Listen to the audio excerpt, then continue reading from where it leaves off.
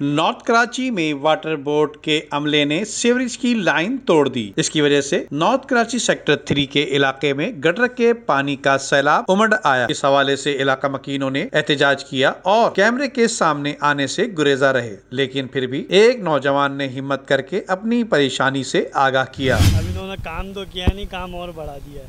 अब ये जो पानी की लाइन है गिनती का, इन्होंने 1-2 कनेक्शन देने थे, लेकिन ये गटर की लाइन तोड़कर चले गए। अब इसका कोई पुरसाने हल नहीं है और कोई देखने वाला नहीं है।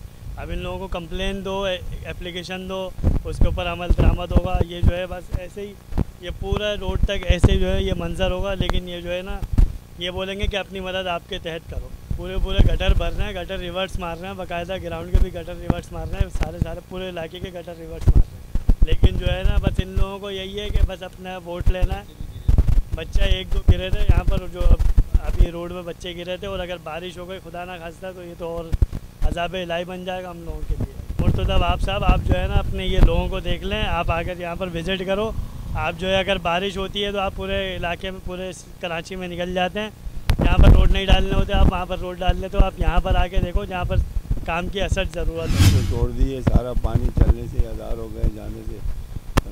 पानी कल ही इन्होंने खोला है, पानी हो गया, रोड पे जाने के लिए जगह नहीं है, सही बोलने के लिए कोई सुनते ही नहीं। हम लोग गरीबों की कौन सुनेगा इधर।